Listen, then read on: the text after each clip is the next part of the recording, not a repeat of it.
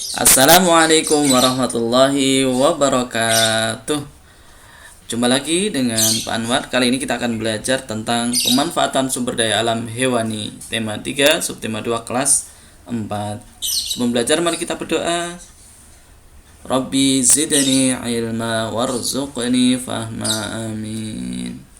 Baik, langsung saja yang akan kita pelajari, yaitu sumber daya alam hewani adalah sumber daya alam yang berasal dari hewan. Sumber daya alam ini dapat diperbarui selama hewan tersebut masih terjaga perkembangbiakannya. Nah, berikut kita akan bahas tentang beberapa manfaat dari sumber daya alam hewani. Pertama, hewan banyak kita jumpai sebagai sumber pangan. Sumber daya alam yang bisa dijadikan sebagai sumber pangan adalah sapi, ikan, ayam, dan bebek. Hewan-hewan ini memang biasanya diolah menjadi sumber pangan karena kaya akan nutrisi bagi tubuh. Berikutnya, yang kedua, sumber daya alam hewani dimanfaatkan untuk peternakan. Peternakan adalah tempat yang dibuat oleh manusia untuk membudidayakan hewan ternak secara luas.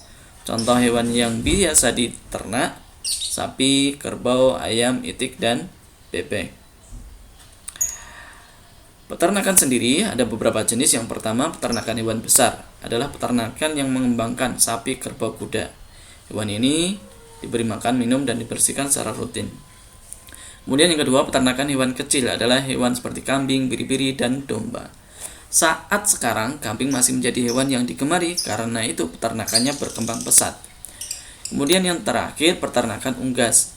Hewan yang termasuk unggas adalah ayam, itik, dan burung.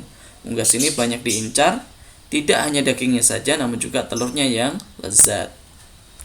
Yang ketiga, pemanfaatan sumber daya alam hewani yaitu untuk perikanan. Perikanan biasa dilakukan di air tawar ataupun air laut. Ini tergantung dengan jenis ikan yang akan dibudidayakan. Contoh budidaya perikanan untuk air tawar yang banyak dicari adalah ikan mas dan ikan nila. Berikut jenis perikanan yang biasa dibuat oleh orang adalah perikanan air tawar seperti waduk atau sungai yang dijadikan sebagai tempat budidaya ikan. Contohnya ikan mas, ikan nila, ikan lele. Kemudian yang kedua, perikanan air payau. Air payau adalah air yang bercampur antara air laut dan air tawar. Kemudian yang terakhir, perikanan air laut. Ikan yang dibudidayakan adalah ikan tuna dan teri.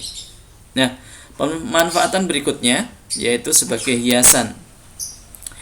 Hiasan yang berasal dari hewan contohnya adalah gading dari gajah, kepala rusa, dan kulit ular yang banyak dijadikan sebagai bahan baku pembuatan tas, sepatu, dan dompet.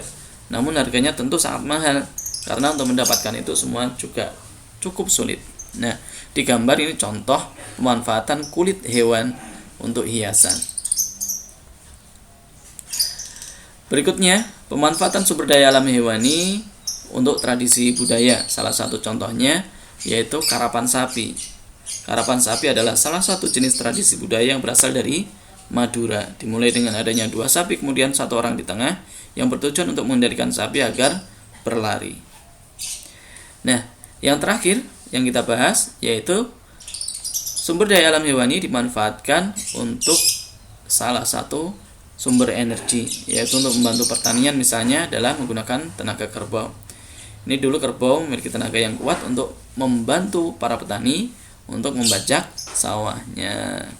Nah, demikian tadi pembahasan kita tentang pemanfaatan sumber daya alam hewani. Semoga bermanfaat.